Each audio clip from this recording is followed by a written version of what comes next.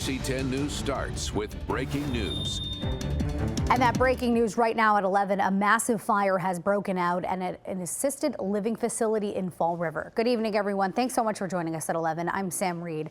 The night team's Aaron Coogan is live on the scene near the Gabriel House assisted living facility. And Aaron, what can you tell us?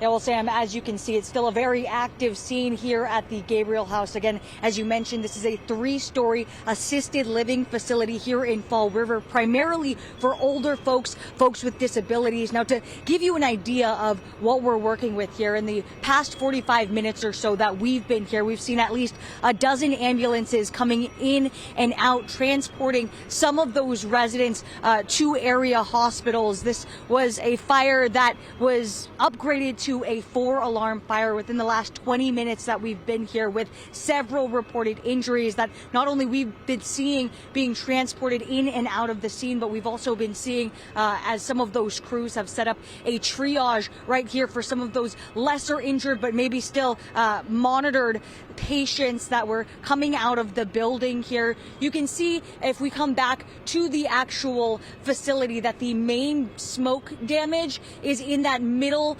portion.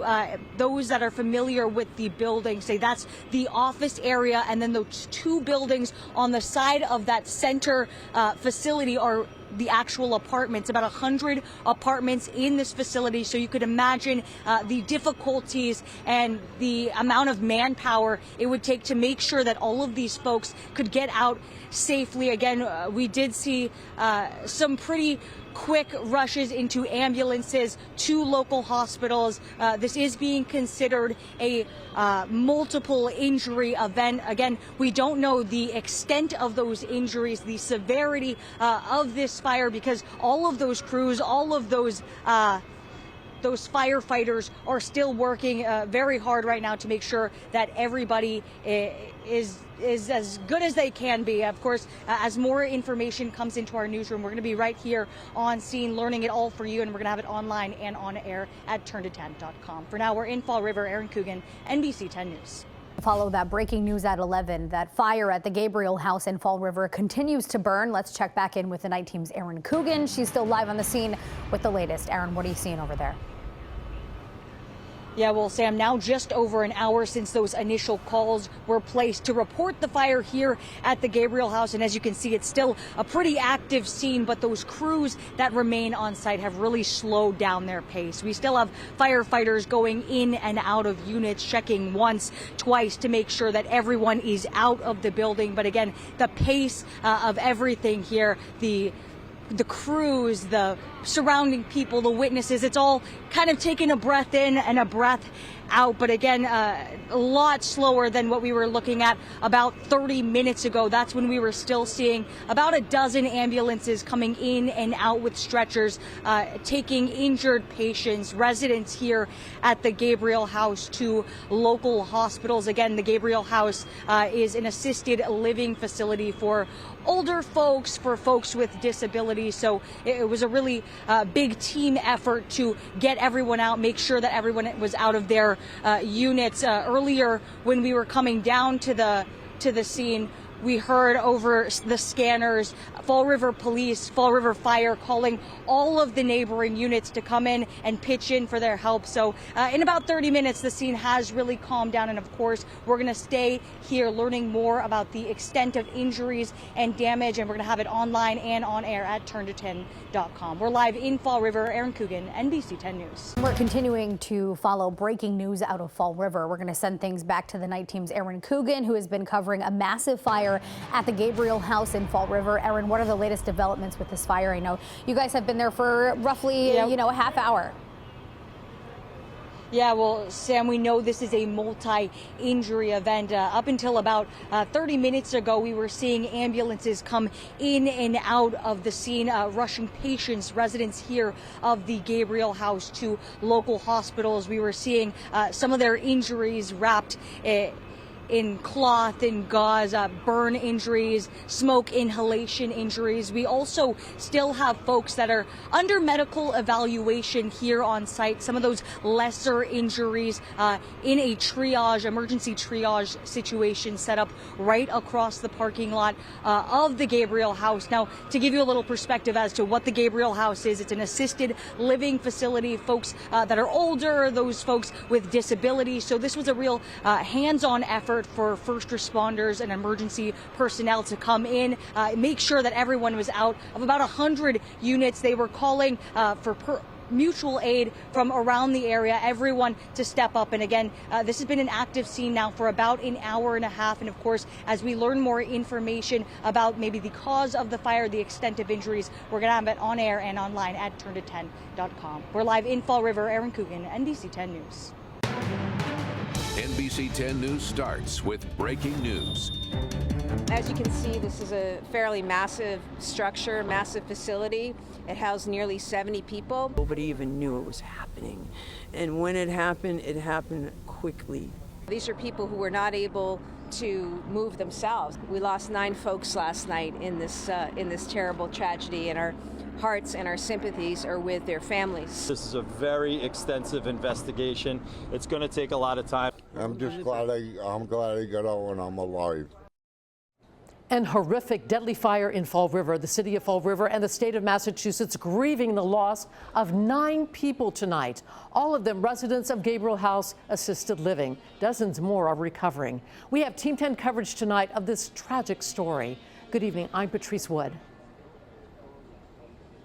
And I'm Gene Valicenti, just across the street from where this all happened today. And by the way, speaking to some locals, they said before this was a nursing home, it was a weekly rental, maybe a rooming house. They called it the Redwood Manor years ago, and under that vinyl siding is red wood.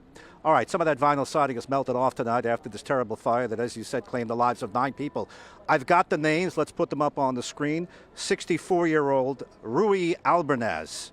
61-year-old Ronald Codega, 69-year-old Margaret Duddy, 78-year-old Robert King, 71-year-old Kim Mackin, 78-year-old Richard Rochon, 86-year-old Eleanor Willett, and there's a 70-year-old unidentified female, also a 77-year-old unidentified male. So those are 9 names. I had the mayor on just about a half an hour ago. No word on a cause yet.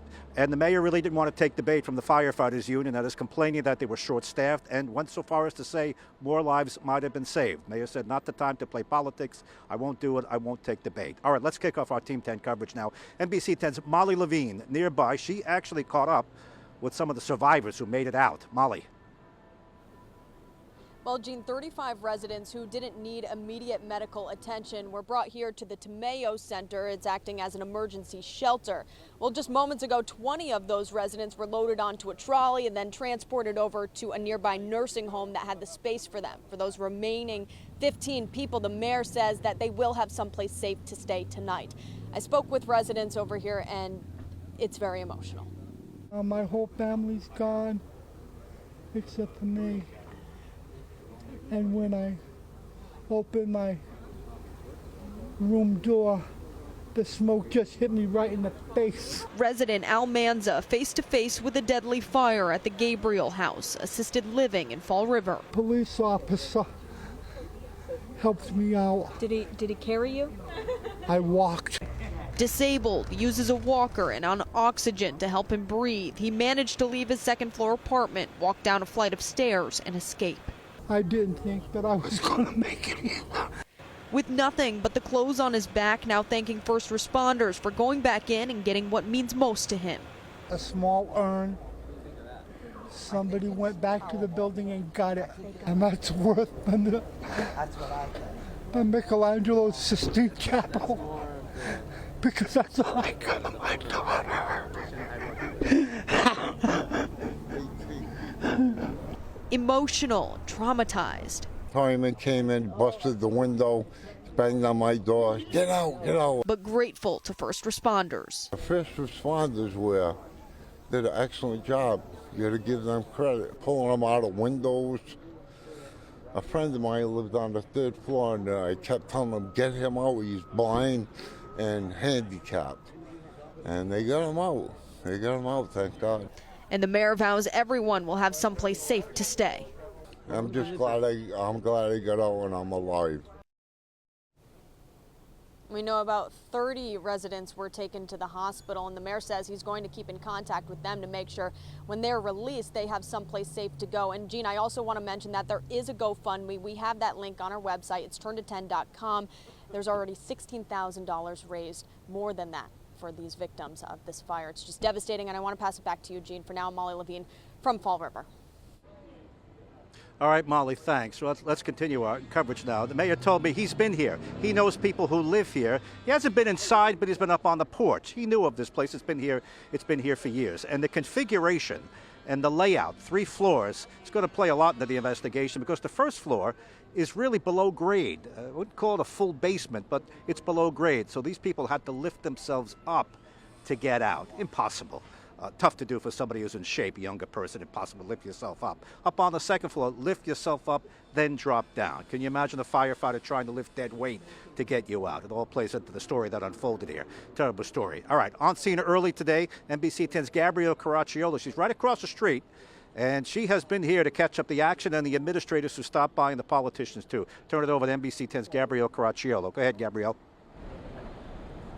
Gene, this is one of the deadliest fires in Massachusetts in decades. And while the fire mostly burned in this back center section of the building near the entrance, the smoke spread throughout the building. People living here mostly had mobility issues, making it impossible for them to escape on their own. People came out literally black with soot. The Gabriel House of Fall River, an independent and assisted living center, destroyed in a fire. 9 people dead, over 30 others taken to local hospitals. Nobody even knew it was happening. And when it happened quickly. Carrie Lucky lived on the first floor. It's hitting me so hard because they were really good people, very nice people. So when you pull up to a building, the first thing you see is the fire, but then you see the multiple people that are asking to be helped and begging to be helped out the windows. Fall River Fire Chief Jeffrey Bacon says about half the building's 70 residents had to be rescued. The mobility issues associated with this type of facility is the biggest obstacle, right? I mean, you have a lot of people that can hardly get out of the building on a good day, right? Window AC units added an additional barrier for first responders. The issue with the ACs is that the windows that would have affected the best rescues have the ACs in them. So the rescues had to be done through the smaller windows, which are typically bathroom windows. Surviving residents like Carrie only able to escape with the clothes on their back. My emotions are all over the map right now. I go from crying to being really mad, back to being sad. It's just sad. Workers now on scene. You can probably hear them behind me boarding up the windows to this building now. And the cause here is still under investigation tonight, though we did just learn from the Bristol County District Attorney's Office that at this point it does not appear to be a suspicious cause for the fire, but they still don't know yet what started it. Certainly a lot of questions that have yet to be answered. Gene? All right, Gabrielle, thanks. Three classes of care here: independent, assisted living, and then they also took an adult foster care, which is a program for younger people in need of supervision, cognitive decline, things like that. I'm looking at the list of names. Some of them are on the younger side. There are younger people in assisted living. It depends, and we all age differently. We all have different circumstances, but some of these ages, 64, 61, 69, they may be part of that class of foster care. All right, this place bills itself as an affordable alternative to the other options out there. $2,000 a month. That's on the lower end, all in. The story is yet to be told here, but right now we know 9 dead, 1 in critical, and at least 30 people transported to the hospital. All right, NBC 10's Gene Valicenti live on scene. Back to you in the studio. And our hearts go out to all of the victims who were trapped and the survivors. Thank you, Gene. And right now, we're learning more about Gabriel House. And we now know that the operator of the facility has run into some trouble before. Our I-Team coverage continues with the I-Team's Brian Crandall. He's been looking into the owner's background as well as the history of the building. Brian? Well, Patrice, from what we know so far, safety inspections were up to date, but one worker had harsh words about the conditions there. Complainant is screaming that there is fire and alarms sounding. And Fall River fire trucks roll. Within minutes, the tragedy at Gabriel House is unfolding. It's the Gabriel House. It's completely up in flames. We have a non-ambulatory patient on the second floor. I need bodies alive.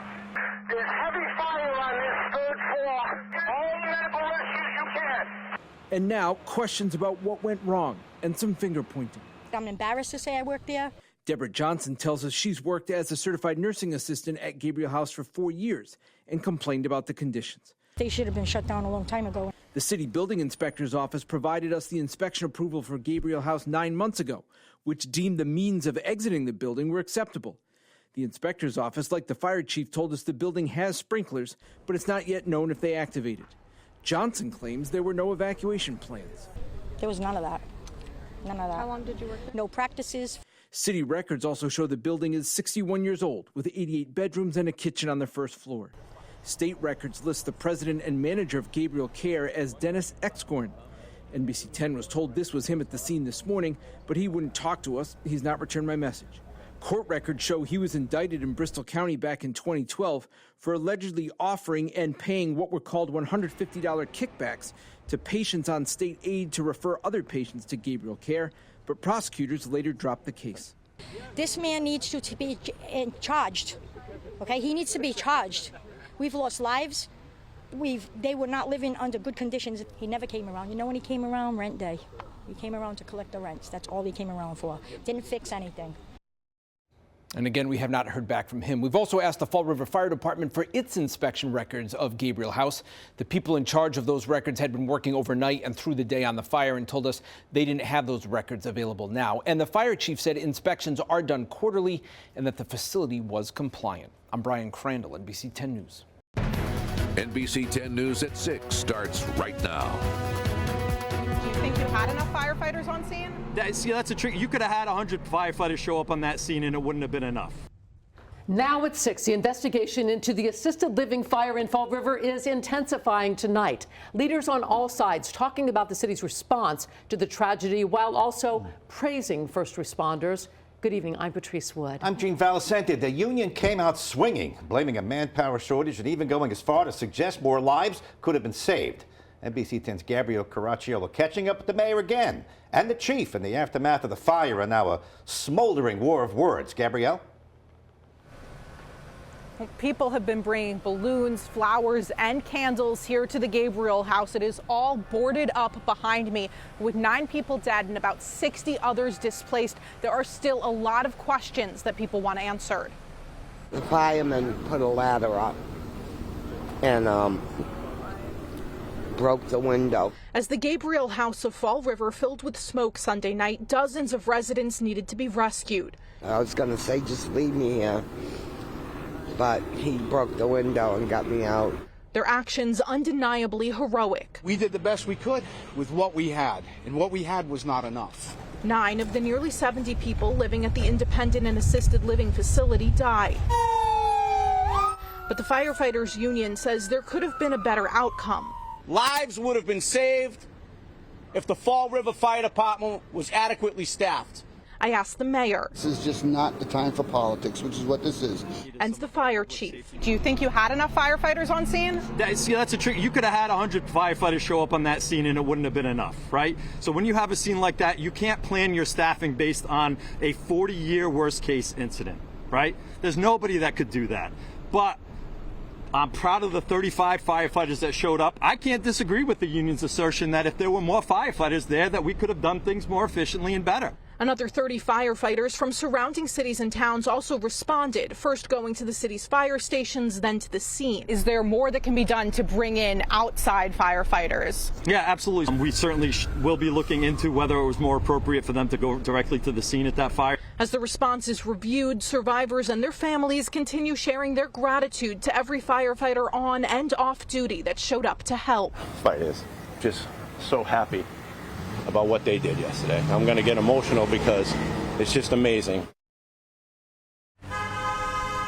Now, fire department staffing is just one piece of this whole puzzle. The state is also still looking to figure out what exactly caused this fire and if everything here at the Gabriel House was operating as it should be. We'll be pushing for those answers as the week continues. I'm live in Fall River. Gabrielle Caracciolo, NBC 10 News.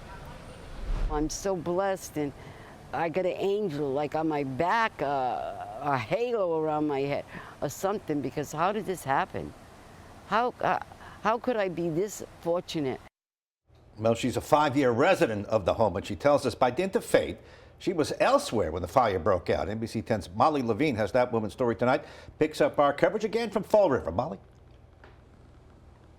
Jean, Donna Murphy lost everything in this fire, including some of her close friends, and she feels a range of emotions. She tells me on one hand, she's happy to be alive and thankful she didn't have to witness some of that trauma, but also devastated that she lost some of her very close friends. She says it's like a sense of survivor's guilt.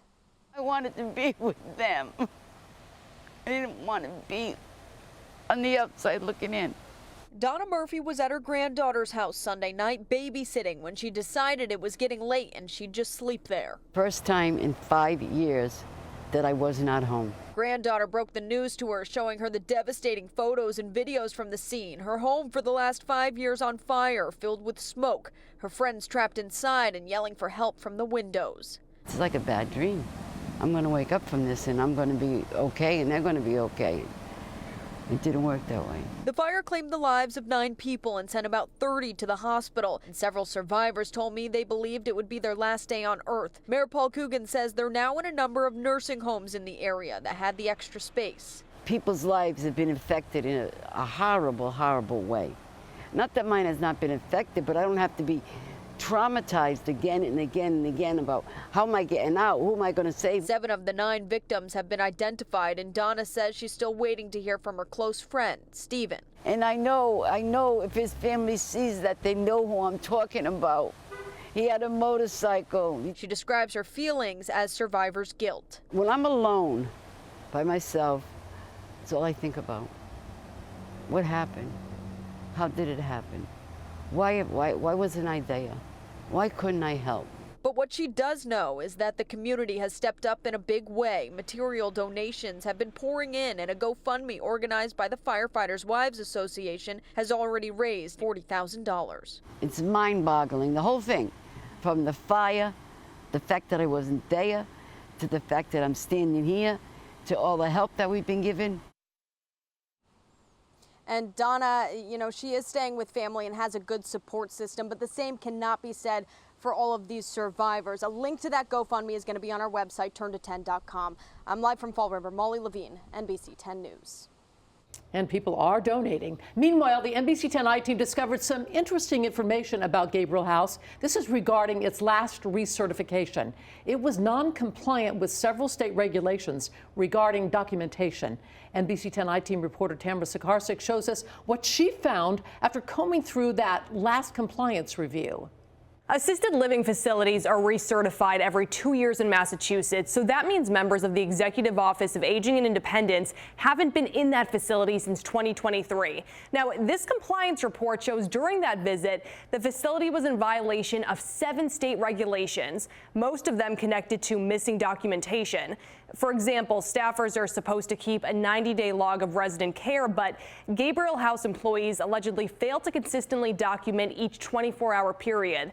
The report also says Gabriel House was late in filing incident or accident reports to the state 26 times. The facility was reportedly over 6 months late in providing annual information on residents, including how many people live there and their ages. Gabriel House submitted a plan of correction in December of 2023, which was approved. They were set to go through the recertification process again this coming November. According to state regulations, assisted living facilities must have an emergency management plan for disasters like a fire. That plan is supposed to include an evacuation strategy that addresses the physical and cognitive needs of residents. We're still waiting for officials to provide a copy of that plan and whether it was put into use during the fire. For the NBC 10 I-Team, I'm Tamara Sakarsik.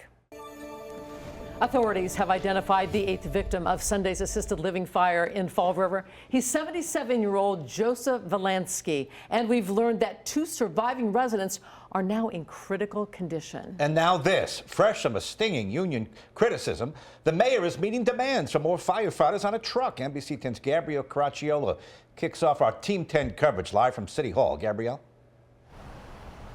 Jean Patrice, it'll cost $1.5 million, but the city of Fall River is going to have more firefighters working every shift starting right now. The union had been criticizing the city, saying understaffing may have contributed to those 9 deaths in the Gabriel House fire.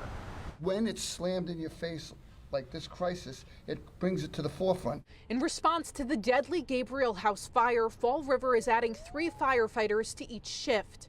There were 35 working at the time who rushed to the scene. They pushed themselves beyond their limits. They got exhausted, said, I can't do this anymore, and went and saved 4 more people. The change will mean the city has 6 fire trucks that meet the minimum national staffing standards at all times. That means there's 4 firefighters per engine. There had only been 2 trucks fully staffed each shift. And that will allow us to effect faster fire suppression efforts, faster rescues, and allow our firefighters to work safer, and which in turn makes every citizen of the city safer. It's not just the fire department under scrutiny in the fire's aftermath. When it comes to other assisted living facilities across Fall River, are there things you would like them to be doing and keeping in mind now in light of what just happened? Yeah, I think that the message to any nursing homes or assisted living facilities is to be vigilant about your fire plan, to really focus on the patients and who can move and who can't move, who's going to need the most help, and to really focus on training and maybe adding extra fire drills for the time being. Are there other changes that will come out of this? I think, as in all crisis, sometimes there's a little bit of light that comes out that helps everybody. I'm hoping that's what we take from this. Now, as the mayor and fire chief have answered questions each day after this tragedy, there is still a lot they don't know. The state fire marshal's office is now investigating the exact cause of this fire that they say appears to be accidental and not suspicious. And they're also looking into other factors, like were the sprinklers in that building working? But they say all of that is going to take time to figure out. Live in Fall River, Gabriel House, NBC 10 News. More coverage now before the mayor's news today. The chief, who's been threading the needle between his boss and the rank and file, got emotional. Yeah, he knows his firefighters risked their lives, and he shared some of the stories of heroism shown by first responders Sunday night. NBC 10's Kennedy Buck is in Fall River with those details. Kennedy? Yeah, Jean Patrice, you could hear the emotion in the chief's voice while he was describing the actions the firefighters had to do when saving the residents from Gabriel House Sunday night. He says if it wasn't for them, more lives would have been lost. The emotions are a little too raw.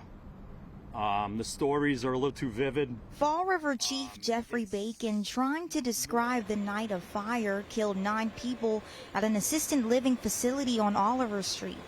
They describe seeing faces in windows. Sorry. And having to decide who they need to rescue. He says the actions from firefighters are nothing short of heroic. One of the best captains that I have on my job. He's an incredible firefighter and a great leader. He got off the truck and said it was eerily quiet. Flames were blowing out the front door. He knocked down the fire very quickly, to the point that countless lives were saved. It was a night of quick decisions, fear, and bravery. They go to the 2nd floor on the west side of the building, make entrance where there's heavy black smoke and they can't see their hands in front of their faces. The officer begins to break into rooms and pull victims out. They're all non-ambulatory. His driver single-handedly lifts up each victim.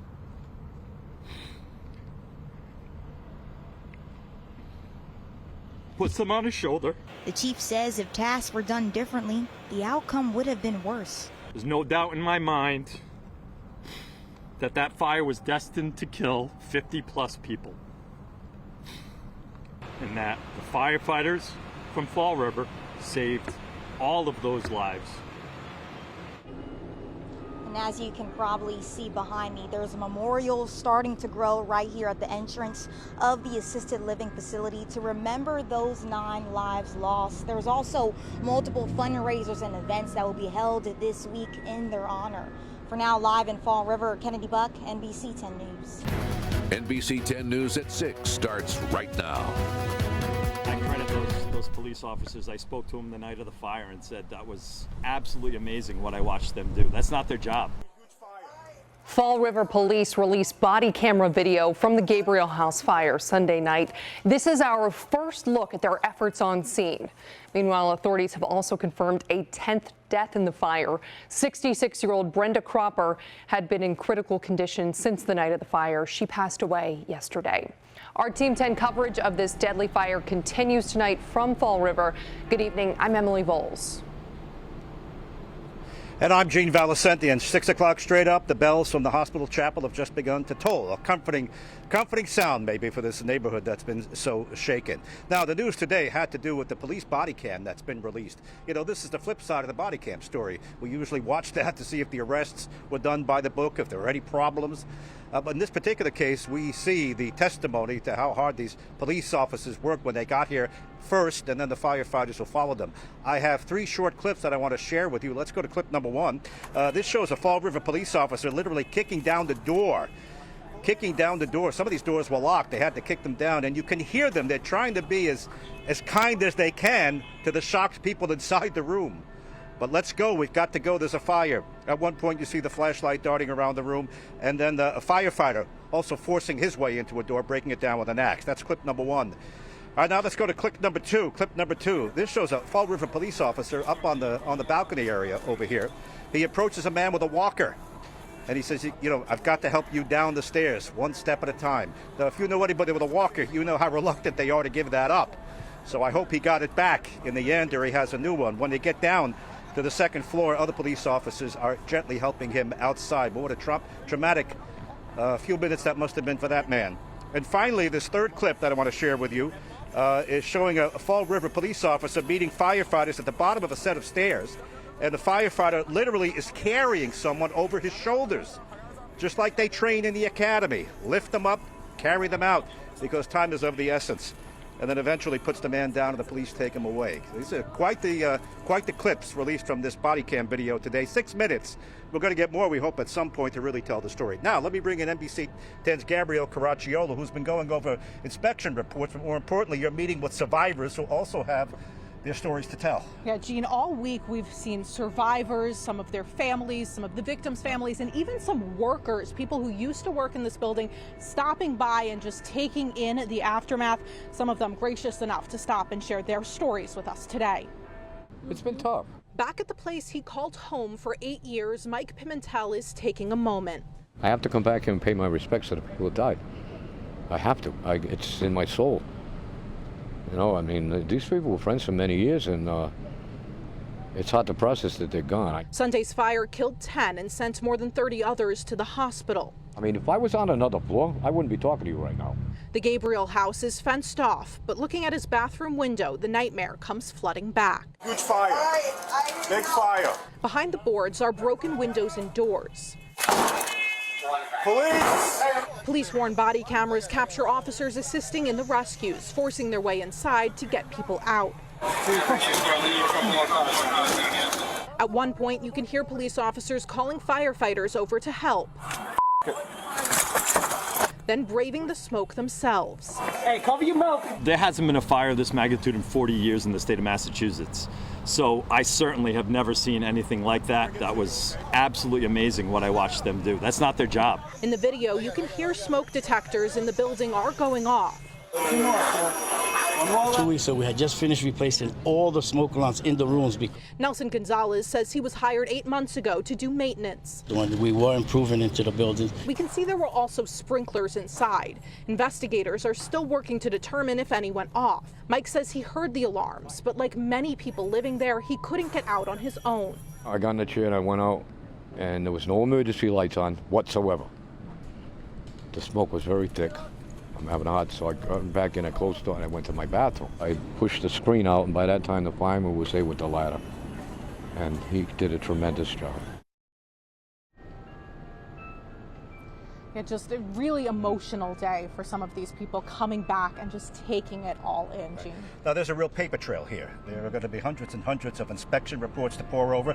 Did we get a look at some of them today? Yeah, so we have the fire inspection reports for the last 6 years. They were just released today by the fire department. Now, there's nothing really glaring in these reports. We know the last inspection was done in August of 2024. So when this fire broke out on Sunday, they were almost due for another inspection here. And in one of the reports, it does note the sprinkler system in 2023 did need some repairs, but it always was marked as being there and being working and safe during these inspection reports. The inspection reports also list that they had fire drills and the dates of those drills, but many of the residents that we spoke with say they don't remember any of these drills happening, and if they did happen, they say they definitely didn't happen every single year. So I asked the fire chief about that today. What kind of proof do you get of those fire drills before noting them in the inspections? So I can't speak to the proof at the Gabriel House specifically, but when I did these inspections at nursing homes for 10 years of my career, they would maintain a logbook and with a signature from whoever was responsible for conducting those. And that was the proof that we got from that. So it's just someone at the facility and you're taking their word for it? Absolutely. So the staff is aware of what their responsibilities are in the event of a fire. It's not for the patients or the residents.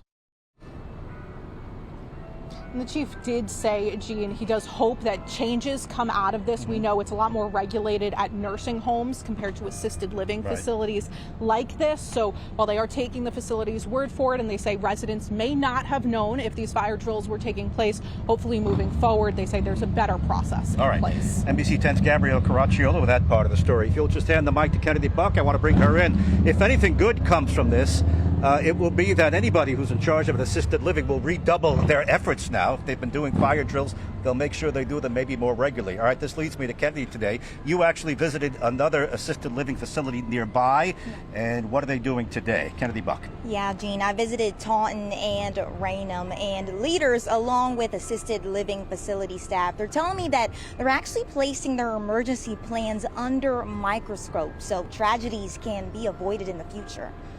It's another assisted living community, and it hits close to home. A facility's worst nightmare happening just miles away when a fire swept through Gabriel House in Fall River Sunday, killing 10 residents. Of course, the first thing that ran through my head was my building. It's been a similar reaction for assisted living facilities throughout Bristol County. All-American Assisted Living in Raynham houses over 100 residents, so having an emergency plan in place is standard. Of course, we stopped, paused, and took a look at what we have. We took stock of our stuff, and it turns out that we are in good shape. So we do have plans that we execute should that happen, and we make sure that, above all, they're safe. Taunton Mayor Shauna O'Connell calling on her own facilities in the city to do the same. She says they'll be reaching out to all of them to make sure smoke alarms and sprinklers are up to date. Fire drills are conducted, and none of the exits are blocked. So we already do a really robust check on the facilities. We really wanted to reassure, our community, the residents, the loved ones that we do these things, and that right now we're just making that extra effort to reach out and make sure everybody has their checklist and that they have the right contacts. So really just a lot of reassuring in the community. With the main goal to prioritize resident safety. And we want to make sure that never happens here, because it's a tragedy, and another tragedy that doesn't need to occur.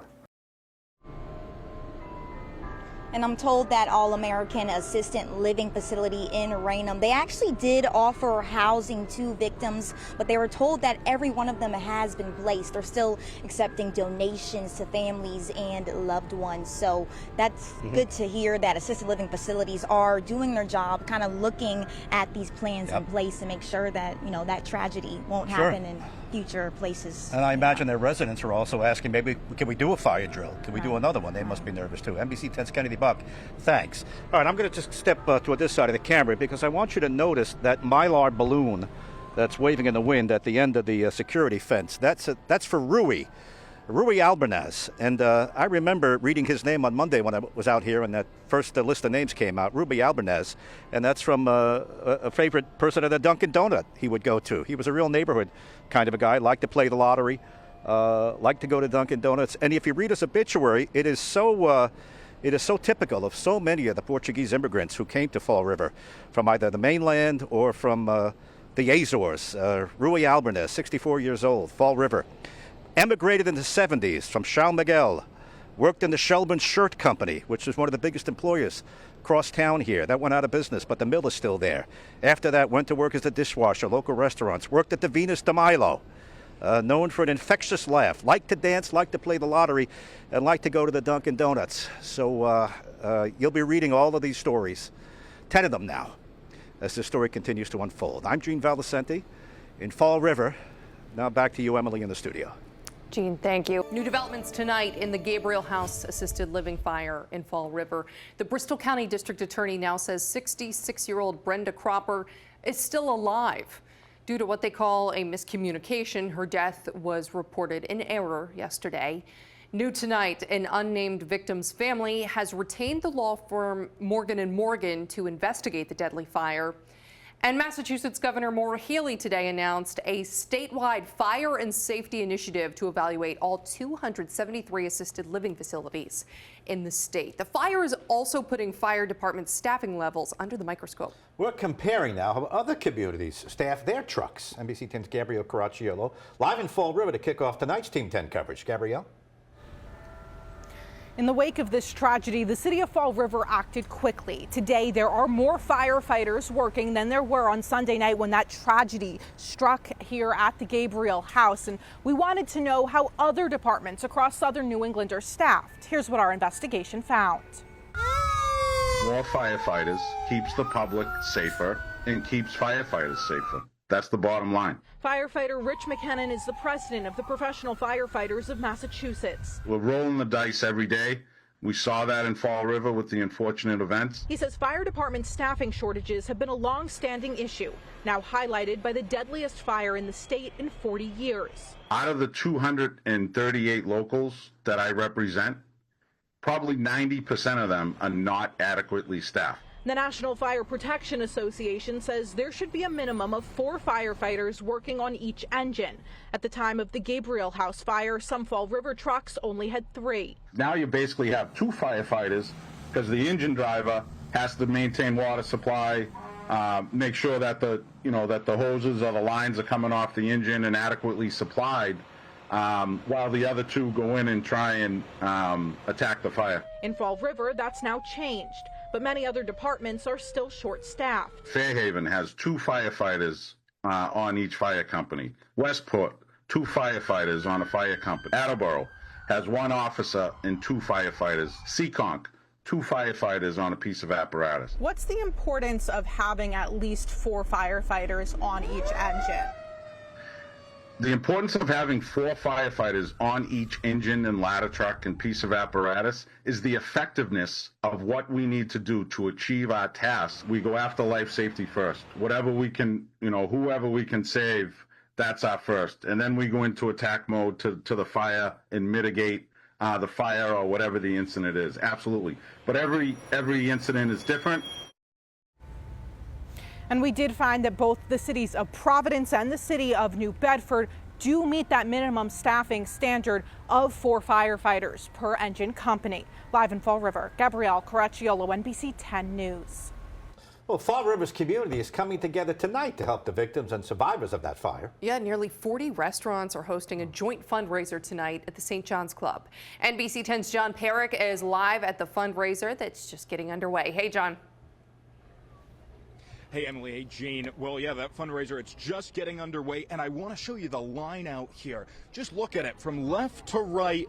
It is long and deep right now. So many coming out to support, and actually a few of the residents displaced just came in here, and they were greeted by quite the large applause all week long.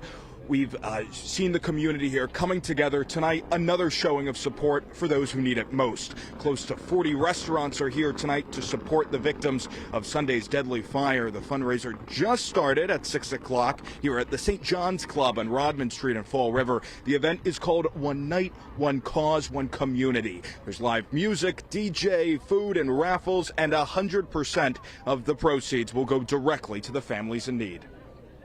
You'll be able to sample all their region's foods. listen to some music, catch bar. It's gonna be fun.